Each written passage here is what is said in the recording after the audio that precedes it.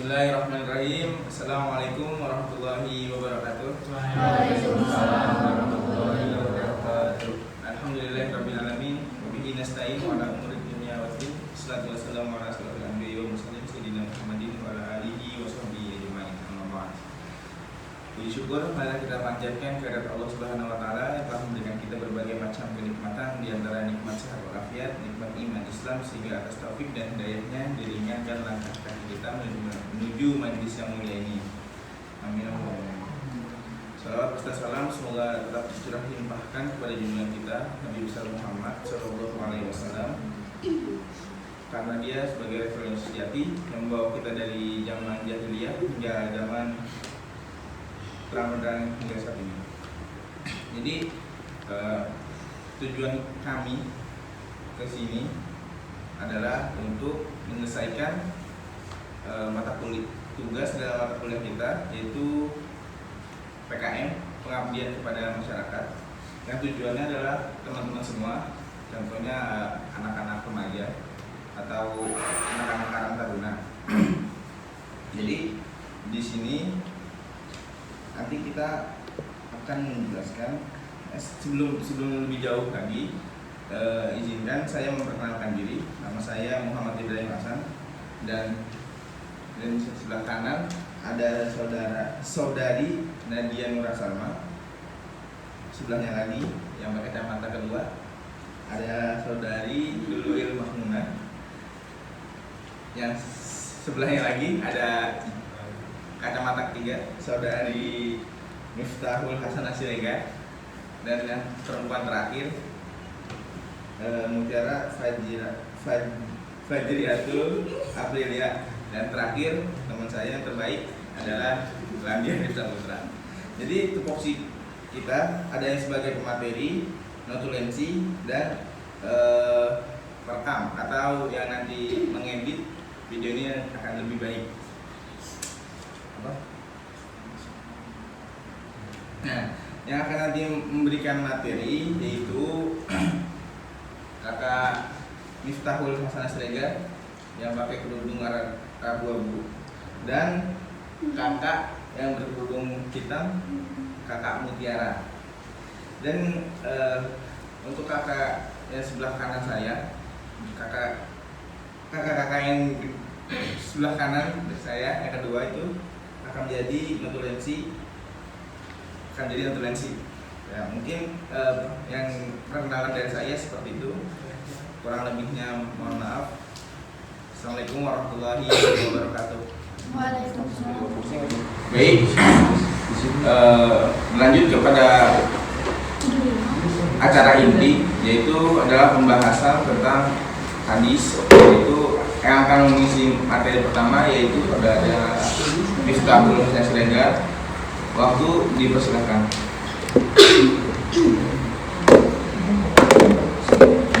Siap. Itu lagi di record ya sih? Iya, tidak. Langsung aja ke gua. Dulu. Udah siap lagi. Nah, masuk kan? Oke. Sebelumnya mohon perhatiannya. Sebelum dimulai, Bismillahirrahmanirrahim. Assalamualaikum warahmatullahi wabarakatuh. Waalaikumsalam warahmatullahi wabarakatuh.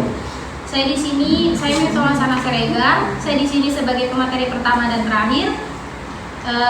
Untuk yang pertama itu saya akan menjelaskan mengenai pengertian hadis. Hadis secara etimologis yaitu berarti ucapan, perkataan, dan terkadang disebut juga sebagai khobar atau berita. Sedangkan secara terminologis atau istilah, hadis menurut ahli hadis adalah segala sesuatu yang disandarkan kepada Nabi Muhammad SAW, baik berupa perkataan, perbuatan, takrir, sifat-sifat, keadaan, dan himahnya. Nah, baik sebelum maupun sesudah diangkat jadi nabi. Nah, sedangkan menurut ahli usul fikih, pengertian hadis adalah segala sesuatu yang disandarkan kepada Nabi Muhammad SAW, baik berupa perkataan, perbuatan, dan takrir berkaitan dengan syar'i. Nah, tadi kan disinggung mengenai takrir. Takrir sendiri adalah perbuatan atau keadaan sahabat yang diketahui Rasulullah dan beliau mendiamkannya atau mengisyaratkan sesuatu yang menunjukkan perkenaannya atau tidak menunjukkan pengingkarannya. Oke, sekian materi dari saya. Kurang lebihnya mohon maaf. Oh ya, sebelumnya PPT-nya kan sudah di-share, mungkin boleh dilihat ya. Selanjutnya saya kembalikan kepada moderator. Baik, terima kasih kepada saudari Miftahul yang sudah menyampaikan materinya yang begitu hebat dan begitu bagus. Selanjutnya materi kedua yang akan disampaikan oleh saudari Mutiara, kepadanya dipersilakan. Baik, terima kasih kepada moderator sebelumnya. Di sini saya akan melanjutkan pemaparan materi dari rekan saya tentang perbedaan Al-Quran dan hadis. Nah, sebelumnya di sini saya mau tanya, ada yang tahu pengertian dari Al-Quran? Coba kita, Al-Quran apa? Kalam Allah. Hadis? Kalam Rasul.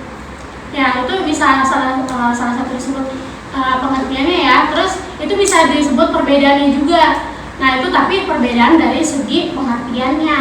Nah, tapi kalau itu pengertian singkatnya, dan ini pengertian lebih lengkapnya lagi seperti ini. Al-Quran itu merupakan kalam Allah yang diturunkan kepada Rasulullah secara berangsur-angsur melalui perantara, yaitu malaikat Jibril. Dan di dalam Al-Quran ini memuat ajaran Islam, aturan hidup manusia, perintah Allah, larangan Allah, serta ilmu pengetahuan yang menjadi pedoman hidup bagi pemeluk agama Islam. Nah, sedangkan hadis itu sendiri itu merupakan segala sesuatu yang bersumber dari Rasulullah, baik itu perkataannya, perbuatannya, ataupun persetujuan dari Rasulullah SAW. Itu perbedaan dari segi pengertiannya. Selanjutnya ada perbedaan dari segi isinya. Nah, dari segi isinya, Al-Quran ini berisi tentang firman Allah SWT yang diwahyukan kepada Rasulullah. Nah, sedangkan hadis ini merupakan segala sesuatu yang bersumber dari Rasulullah. Seperti itu. Nah, kemudian Al-Quran ini merupakan catatan dari Allah SWT, sedangkan hadis ini merupakan contoh perilaku, pemikiran, perbuatan, dan ucapan dari Rasulullah. Dan ayat Al-Quran ini bisa wajib dibacakan ketika sholat, sedangkan hadis itu tidak diperbolehkan. Seperti itu. Dan ada perbedaan dari segi kedudukannya. Dari segi kedudukannya, Al-Quran ini sebagai sumber hukum Islam yang pertama, sedangkan hadis sebagai sumber hukum Islam yang kedua sebagai pelengkap dari Al-Quran. Nah, selanjutnya kita ke kedudukan hadis. Kedudukan hadis dalam Islam. Nah, di sini memiliki kedudukan yang sangat penting dalam agama Islam. Kenapa? Karena hadis ini merupakan sumber hukum Islam yang kedua setelah Al-Quran. Kenapa bisa dibilang sebagai sumber hukum Islam? Karena di sini merupakan penjelas serta pelengkap ajaran-ajaran Islam yang disebutkan secara global atau secara umum dalam Al-Quran. Kenapa bisa disebut secara global dan umum? Karena di dalam Al-Quran itu ada perintah untuk sholat kan. Nah, di sini salah satu contohnya itu bisa dilihat di PPT ya. Ada surat Quran surat An-Nisa ayat 103. Bismillahirrahmanirrahim. Inna sholata kanat 'alal mu'minina kitaban mawqutan. Yang artinya sesungguhnya sholat itu adalah fardu atau wajib yang ditentukan waktunya atas orang-orang yang beriman. Nah, dari ayat tersebut itu kita bisa lihat bahwasanya di situ ada seruan bahwasanya kita tuh wajib untuk menunaikan sholat. Nah, tapi di sini kita nggak wajib menunaikan sholat sesuai waktunya kan, ditentukan waktunya, tapi nggak dijelasin waktunya kapan aja dalam sehari ya kan di dalam ini. Nah, di sini diperjelas lagi dalam hadis, bisa dilihat ya hadisnya di PPT. Nah, saya sini akan membacakan artinya. Yang diriwayatkan oleh Thalha bin Ubaidillah, dia berkata, seseorang mendatangi Rasulullah SAW bertanya tentang Islam. Lalu Rasulullah SAW bersabda, sholat 5 waktu sehari semalam. Pria itu bertanya, apakah saya diwajibkan sholat selain itu? Nabi menjawab, tidak, kecuali sekedar sunnah. Hadis riwayat Bukhari dan Muslim.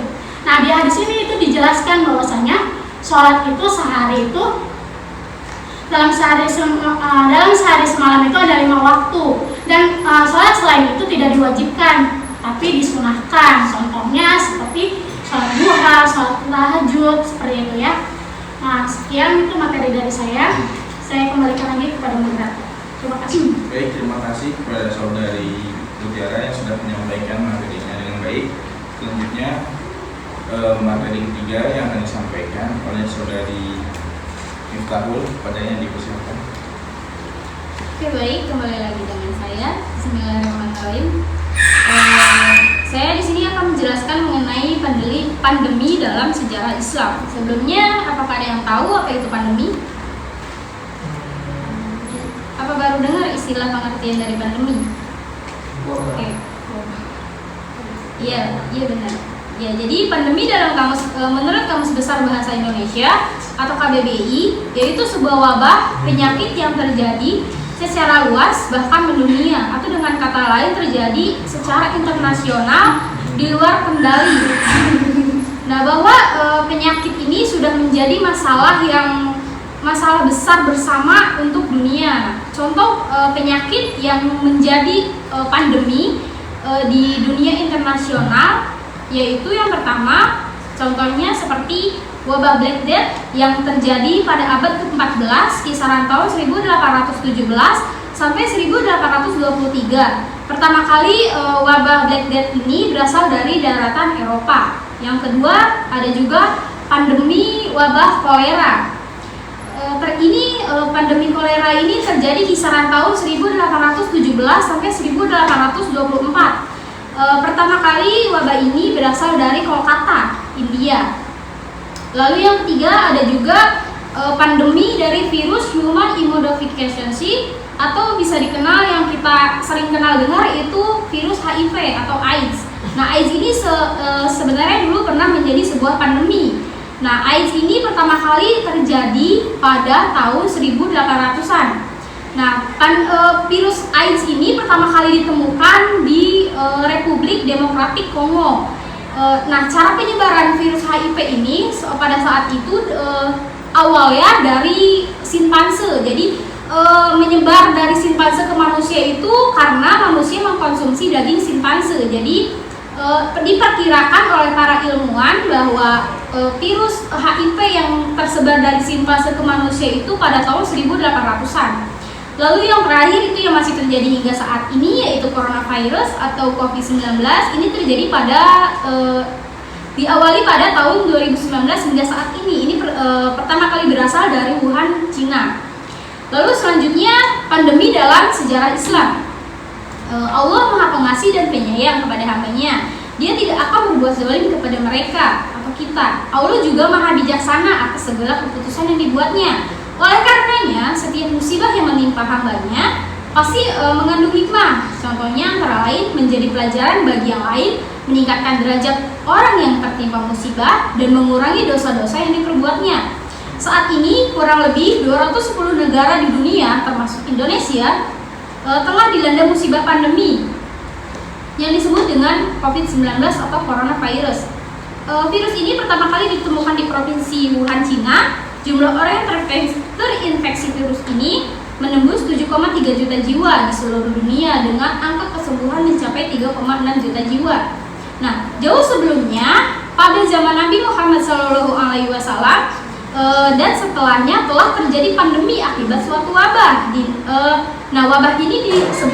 Wabah ini dinamakan dengan Taun. Kan saat ini wabah yang sedang pandemi saat ini yaitu corona. Pada zaman Nabi itu juga pernah terjadi pandemi dengan wabah bernama Taun.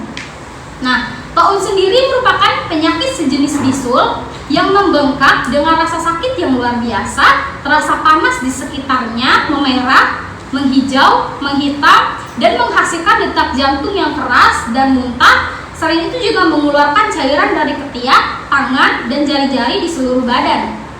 Nah, selanjutnya ada beberapa wabah taun yang tersebar di beberapa wilayah Islam. Yang pertama itu taun taun Amwas. Taun Amwas. Nah, taun Amwas ini terjadi sekitar tahun 18 Hijriah atau 693 Masehi. Terjadi pada masa kekhalifahan Umar Al-Khattab. Di kenapa bisa dinamakan dengan Ta'un Amwas? Karena nama Ta'un ini dikaitkan dengan desa kecil yang bernama An-Mawas yang terletak di kota Al-Quds, Yerusalem, dan Ramlah. Nah, di desa itulah, jadi di desa Yerusalem yang bernama Al-Quds ini pertama kali Ta'un Amwas ini ada. Jadi makanya kenapa dinamakan Ta'un Amwas. Lalu dari Yerusalem ini menyebar hingga ke wilayah Syam, kota Syam. Nah, wabah Ta'un ini terjadi setelah peperangan sengit antara umat Muslim dan bangsa Romawi. Perang ini memakan banyak korban jiwa dan banyak mayat bergelimangan di mana-mana hingga membusuk. Nah, karena mayat yang bergelimangan di mana-mana dan membusuk itu menyebabkan banyaknya polusi udara di mana-mana. Nah, wilayah yang paling parah terdampak oleh Ta'un Amwas ini yaitu adalah Syam, sehingga banyak penduduknya yang menjadi korban. Di antaranya yaitu sahabat Nabi yang bernama Abu Ubaidah bin Al-Zara, Mu'adz bin Jabal, Yazid bin Abu Sufyan, Al-Haris bin Hisham, Suhail bin Amr, Utbah bin Suhail, dan masih banyak lagi orang-orang mulia lainnya yang menjadi korban akibat wabah ini. Lalu yang kedua, Ta'un Jarif. Wabah Ta'un Jarif ini terjadi di kota terbesar kedua yang ada di Irak, ini bernama Basrah. Terjadi sekitar tahun 69 Hijriah atau 688 Masehi, yaitu pada kekhalifahan Abdullah bin Az-Zubair yang dikenal dengan Ta'un al-Zarif. Nah, Ta'un al-Zarif ini artinya Ta'un air bah. Kenapa dinamakan dengan air bah? Apa ada yang tahu apa itu air bah? Baru dengar ya? Oke. Air bah ini artinya banjir bandang. Jadi air bah ini banjir bandang. Nah, yang menyapu habis manusia. Nah, Ta'un ini hanya berlangsung selama 3 hari. Nah, kenapa bisa dinamakan dengan Ta'un air bah? Karena kita ibaratkan dengan banjir bandang. Apabila banjir bandang datang tiba-tiba dan itu dapat menyapu bersih manusia. Nah, Ta'un Jarif pun diibaratkan dengan seperti banjir bandang itu. Lalu yang ketiga ada Ta'un Fatayat atau Asra. Tahun ini terjadi sekitar tahun 87 Hijriah atau 705 Masehi. Terjadi wabah Ta'un Fatayat. Fatayat ini berarti para pemudi. Ta'un ini juga terjadi di kota terbesar kedua Irak, yaitu sama dengan Ta'un Jarif tadi. Ini terjadi di kota Basrah dan kota Syam. Dinamakan dengan Ta'un Fatayat ini karena Ta'un Fatayat ini pertama kali menimpa pada wanita dan gadis-gadis terlebih dahulu, baru kemudian menimpa laki-laki. Nah, selain Fatayat, Ta'un ini juga disebut dengan Ta'un Asra. Karena kenapa dinamakan dengan Ta'un Asra? Karena para petinggi, tokoh-tokoh yang dihormati banyak yang menjadi korban jiwa. Lalu wilayah yang keempat yaitu bernama Ta'un Muslim bin Qutaibah.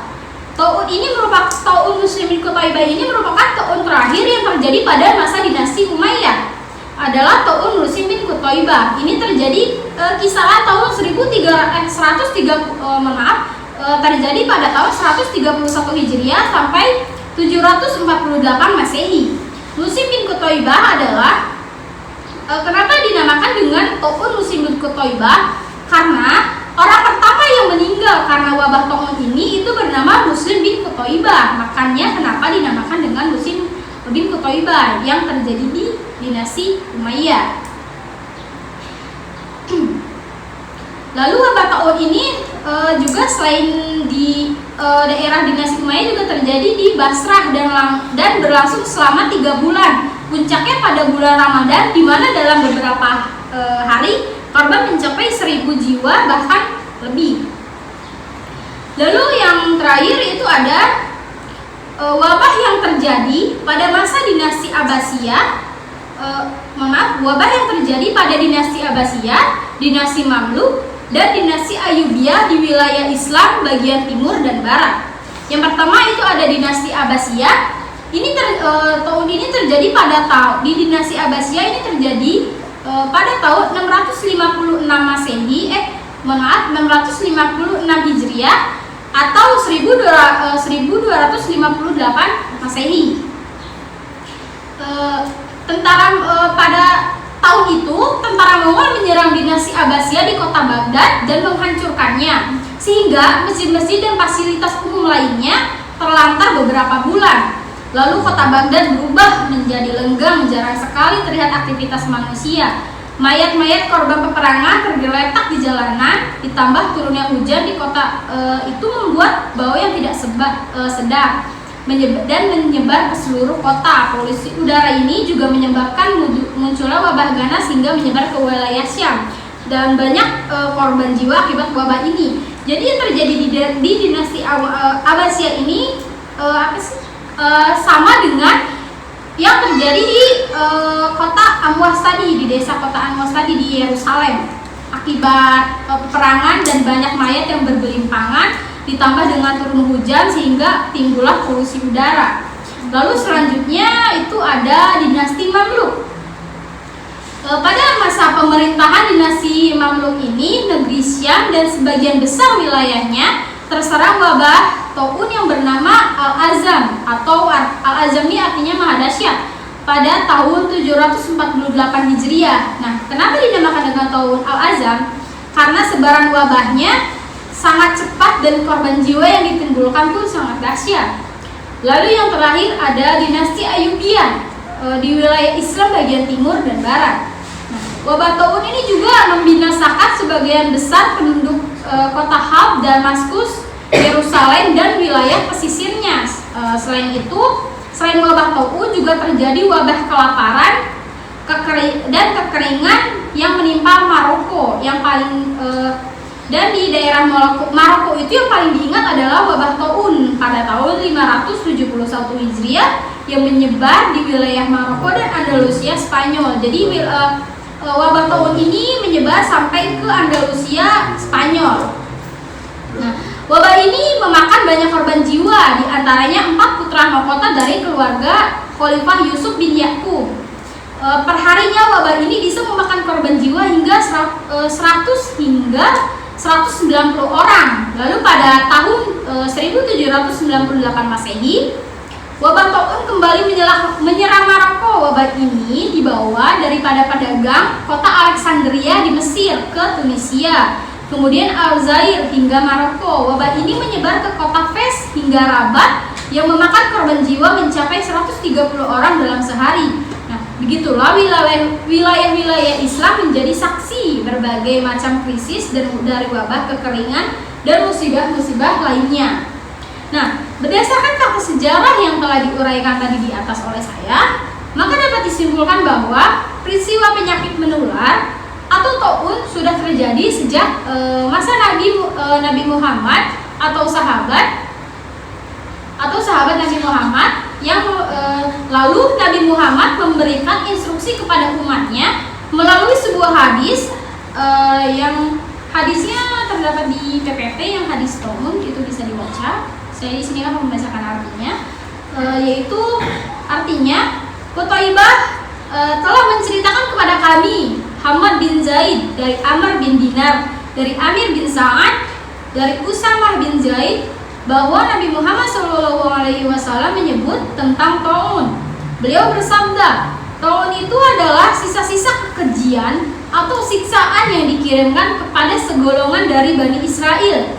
Jika kamu sedang berada pada suatu tempat dan ada wabah tersebut, maka janganlah kalian keluar darinya. Jika terjadi pada suatu daerah dan kalian tidak sedang di dalamnya, maka janganlah kalian memasukinya. Hadis ini diriwayatkan oleh At-Tirmizi. Nah, hadis di atas merupakan hadis yang diteliti secara eksplisit atau tegas dan terus terang. Hadis tersebut merupakan bentuk instruksi yang diberikan oleh Nabi Muhammad SAW kepada umatnya dalam menanggulangi wabah pandemi. Nah, sistem yang tadi dijelaskan bahwa jangan memasuki daerah yang terdapat wabah dan jangan keluar dari daerah yang terdapat wabahnya, itu mengharuskan karena akan menimbulkan penularan yang akan berakibat meluasnya pandemi. Lalu Rasulullah SAW juga memerintahkan supaya mengambil tindakan pencegahan untuk menunjukkan bahwa beliau adalah, nah, hal tersebut ini menunjukkan bahwa beliau adalah utusan Allah Subhanahu wa taala. Di masanya, pada masa Nabi Muhammad, seorang pun tidak tahu cara penyebaran wabah itu bagaimana, dan barangkali dan tidak tahu bagaimana seseorang membawa virus ini selama bertahun-tahun. Namun Rasulullah Shallallahu Alaihi Wasallam mampu memberikan resep yang sangat jitu, yaitu resep seperti yang dikemukakan oleh ilmuwan itu disebut dengan karantina. Bahkan orang yang terlihat sehat sedang ia berada di negeri yang terkena wabah, oleh Rasulullah Shallallahu Alaihi Wasallam tidak diperbolehkan meninggalkan negeri tersebut sampai berakhirnya wabah. Solusi profetik yang diterapkan untuk menangani wabah ini, wabah di masa lalu menjadi sebuah alternatif untuk diterapkan di masa pandemi ini, yaitu dengan melaksanakan dengan pelaksanaan yang dijalankan saat itu, yaitu pembatasan sosial berskala besar atau juga lockdown. Mungkin cukup sekian dari saya, kurang lebihnya mohon maaf, dan mohon maaf apabila bicaranya terlalu cepat. Terima kasih, saya kembalikan kepada moderator. Baik, terima kasih kepada Saudari Miftahul yang sudah memaparkan materi yang begitu panjang. Dan itulah akhir dari pembahasan kita pada pekan hari ini. Selanjutnya adalah sesi tanya jawab. Ya. Sesi tanya jawab kan? Ya, selanjutnya sesi tanya jawab. Mungkin dari teman-teman, kawan-kawan ada yang ditanyakan? Ya. Sebutin namanya. Saya Pak Ismayan. Saya mau nanya nih, kenapa Al-Quran diturunkan secara berangsur-angsur? Oke. Ditampung dulu jawabannya. Ya. Langsung jawab. Kenapa ada wabah? Apakah wabah tersebut merupakan teguran dari Allah Subhanahu wa taala? Oke. Nanti tidak tolong dicatat. Sudah. Tak, satu lagi apa gimana? Mau langsung jawab dulu yang udah. Last question aja. Hah? Last question aja. Ada ya, last question. Oke. Nama Rangita Sari. Dikatakan bahwa kedudukan merupakan sumber hukum Islam kedua, dikarenakan sebagai pelengkap penjelasan dalam Al-Quran. Namun mengapa masih ada ijtihad? Apakah dengan hadis belum cukup? Baik. Boleh dijawab oleh materi atau konferensi?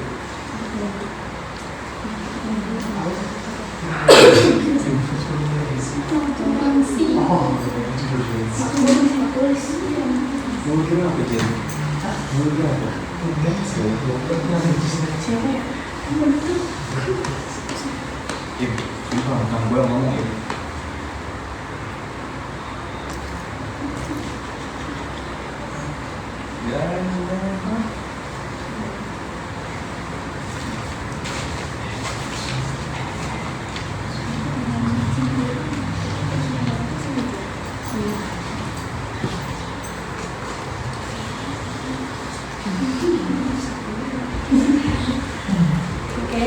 Bismillahirrahmanirrahim. Di sini kakak mau coba jawab pertanyaan dari Hijir ya, yang tanya wabah. Iya. Iya, jadi bahwa Allah tuh sebentar. Tadi pertanyaannya tuh kenapa ada wabah? Apakah wabah tersebut itu merupakan teguran dari Allah Subhanahu wa taala ya? Jadi jawabannya Allah tuh menciptakan teguran tersebut tuh bukan cuma ciptain doang gitu. Pasti menciptakan sesuatu itu pasti selalu ada hikmahnya gitu kan ya. Seperti dalam firman Allah surat Al-Imran ayat 191.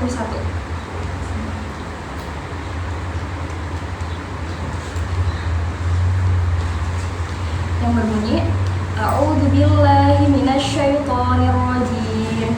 Bismillahirrahmanirrahim. Alladzina yadhkurunallaha qiyaman wa qu'udan wa 'ala junubihim wa yatafakkaruna fi khalqis samawati wal ardh Rabbana ma khalaqta hadza batila subhanaka faqina adzabannar. Shadaqallahul adzim. Yang artinya yaitu orang-orang yang mengingat Allah sambil berdiri, duduk atau dalam keadaan berbaring dan mereka memikirkan tentang penciptaan langit dan bumi. Saya berkata, ya Tuhan kami, tidaklah Engkau menciptakan semua ini sia-sia. Maha suci Engkau, lindungilah kami dari azab mereka. Oleh karena itu, dalam ajaran agama Islam, penyebab dari wabah atau virus ini itu dapat diambil pelajaran dan hikmahnya yang terdapat dalam 3 hal. Yang pertama itu sebagai ujian keimanan kita, sebagai cara dan bentuk Allah untuk meningkatkan kualitas keimanan dan ketakwaan kita kepada Allah. Seperti itu. Lalu yang kedua yaitu sebagai teguran Allah kepada hambanya, sehingga Allah menurunkan bermacam-macam wabah atau musibah ini seperti virus corona ini. Kayak waktu itu kan ada virus yang di Cina itu kan ya, itu kan disebabkan karena mereka tuh makan yang asal mereka makan gitu, padahal di Al-Quran tuh sudah jelas gitu ya, seperti kayak ya tidak diperbolehkan makan babi gitu, makan kelelawar seperti itu, tapi mereka malah memakan apa saja gitu. Nah makanya Allah tuh memberikan wabah ini, teguran dan wabah ini gitu, seperti itu. Lalu yang ketiga yaitu sebagai azab,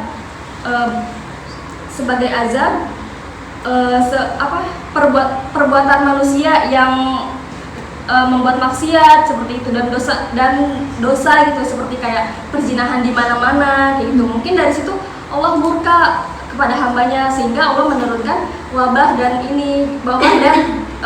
musibah ini gitu, seperti itu. Mungkin cukup sekian dari saya. Terima kasih. Terima kasih saudari Luil yang sudah menjawab pertanyaan. Apakah ada persanggahan dari kawan-kawan? Ada yang disanggah gitu? Apa kurang pas gitu jawabannya? Kalau sudah oke. Oke. Lanjut ya.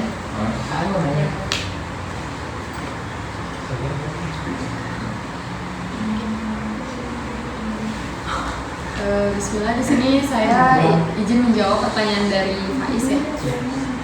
Saya ulang pertanyaannya sebelumnya. Tadi ditanyakan kenapa Al-Quran diturunkan secara berangsur-angsur. Berangsur-angsur itu kan artinya secara perlahan ya, nggak langsung diturunkan, nggak langsung, karena Al-Quran diturunkan secara berangsur-angsur itu banyak sekali hikmahnya yang dapat kita ambil. Yang pertama yaitu menetapkan hati Rasulullah, kemudian melemahkan lawan-lawannya. Yang selanjutnya mudah dipahami dan dihafal karena diturunkannya tidak sekaligus, jadi kan sedikit-sedikit ya diturunkannya. Jadi Al-Quran menjadi lebih mudah untuk dipahami dan dihafal. Kemudian penyusunannya juga akan sesuai dengan lalu lintas peristiwa atau kejadian. Jadi kalau misalnya Al-Quran diturunkan secara sekaligus dalam satu waktu, mungkin tidak akan sesuai dengan kejadian-kejadian pada masa lalu ya. Kalau misalnya berangsur-angsur itu kan sesuai dengan kejadian pada saat itu. Kemudian Allah menurunkan ayat Al-Quran melalui malaikat yang diwahyukan kepada malaikat Jibril lalu disampaikan kepada Nabi Muhammad, seperti itu. Mungkin itu saja yang dapat saya sampaikan. Mungkin dari teman-teman ada yang ingin menambahkan. Maaf, mungkin tadi agak sedikit janggal dari jawabannya. Bukan diwahyukan kepada Nabi Jibril lalu disampaikan kepada Nabi Muhammad. Namun itu ada kekeliruan. Namun diwahyukan kepada Nabi Muhammad melalui malaikat Jibril. Terima kasih. Kembali kepada moderator. Baik, terima kasih kepada penjawab. Apakah dari pertanyaan ada yang ingin disanggah? Masih cukup. Lanjut pertanyaan terakhir, last question.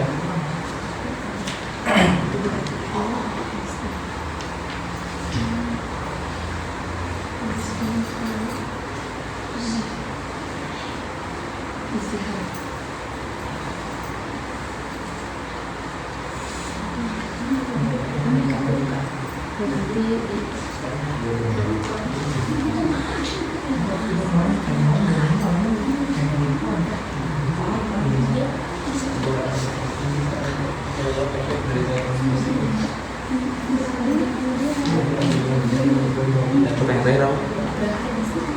selanjutnya di sini saya izin menjawab pertanyaan dari Pita.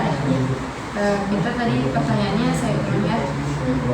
Pertanyaannya itu dikatakan bahwa kedudukan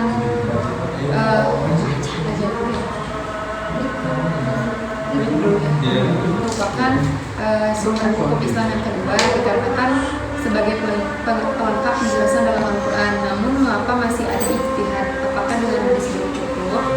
Nah, di sini saya akan mencoba menjawab. Hadis memanglah sudah ditetapkan sebagai sumber hukum Islam yang kedua, sebagai pelengkap dari Al-Quran. Namun pada zaman sekarang ini sudah semakin banyak persoalan yang harus dicari jalan keluarnya, untuk itu diperlukannya ijtihad. Dengan ijtihad itu bukan kita merubah ketetapan hukum dari hukum sebelumnya yang ada di Al-Quran dan hadis. Namun dengan ijtihad kita lebih mencari penjelasan mengenai suatu persoalan yang terjadi pada zaman sekarang ini. Ijtihad itu diperbolehkan di dalam agama seperti hadis Nabi yang diriwayatkan oleh Nabi Muhammad dari Amr bin Al-As radhiyallahu anhu. Ia mendengar Rasulullah Shallallahu Alaihi Wasallam bersabda, yang artinya apabila seorang hakim hendak menetapkan suatu hukum kemudian dia berijtihad dan ternyata benar ijtihadnya, maka baginya 2 pahala, ada pahala. Dan apabila dia hendak menetapkan hukum kemudian dia berijtihad dan ternyata salah ijtihadnya, maka untuknya 1 pahala. Jadi hukum ijtihad itu diperbolehkan di dalam agama Islam. Namun di sini ada beberapa hukum ijtihad. Yang pertama itu ada fardhu ain. Fardhu ain di sini itu untuk melakukan ijtihad di dalam kasus dirinya sendiri dan ia harus mengamalkan hasil ijtihadnya sendiri. Kemudian hukum yang kedua itu ada fardhu ain juga untuk menjawab permasalahan yang belum ada hukumnya, dan bila tidak dijawab dikhawatirkan akan terjadi kesalahan dalam melaksanakan hukum tersebut dan habis waktunya dalam mengetahui kejadian tersebut. Kemudian hukum yang ketiga itu ada fardhu kifayah. Jika permasalahan yang diajukan kepadanya tidak dikhawatirkan akan habis waktunya atau ada lagi tahid yang lain yang telah memenuhi syarat. Selanjutnya hukumnya sunnah jika beristihad terhadap permasalahan yang baru, baik ditanya ataupun tidak. Dan ada juga hukumnya haram apabila ijtihad yang dilakukan ini telah ditetapkan secara qat'i karena bertentangan dengan syara atau hukum Islam. Mungkin cukup sekian jawaban yang dapat saya sampaikan. Kurang lebihnya mohon maaf. Apabila ada yang ingin menyanggah atau dari teman-teman ada yang ingin menambahkan, dipersilakan. Saya kembalikan kepada Ridwan. Oke, terima kasih kepada yang jawab. Apa mungkin dari penanya ada yang disanggah lagi apa sudah cukup? Kalau kayak kurang bahas contoh istihad itu apa ini? Oke, Sila, coba kakak di sini mau sanggah pertanyaan tadi siapa? Faiz ya. Ya tadi contohnya tuh seperti pembuatan bayi tabung ya, yang dimana itu tuh tidak ada pada zaman Nabi, Muhammad SAW. Hukumnya juga tidak ada, yang kemudian sekarang tuh menjadi sebuah bentuk solusi bagi orang atau pasangan suami istri yang untuk menyelesaikan permasalahan kesuburannya, melakukan perujukan terhadap berbagai macam bentuk hadis untuk menemukan sebuah hukum yang dibuat oleh teknologi pada bayi tabung tersebut. Seperti itu. Gimana? Jadi cukup jelas? Oke. Oke, makasih. Baik, terima kasih kepada penjawab dan penanya dan para kawan-kawan semua. Kita apresiasikan sebuah pertanyaannya yang sangat bagus dan sangat membingungkan bagi penjawab. Ya akhirnya sudah selesai pertemuan kita pada kali ini. Terima kasih kepada semua kawan-kawan semua. Sebelum kita akhiri pertemuan kita kali ini, alangkah lebih baiknya kita mengucapkan doa kafaratul majlis. Subhanallahumma wa bihamdika asyhadu an la ilaha illa anta astaghfiruka wa atubu ilaik. Salam dari saya, dari Fisabilillah, Fisabilil Khairat. Assalamualaikum warahmatullahi wabarakatuh. Waalaikumsalam warahmatullahi wabarakatuh.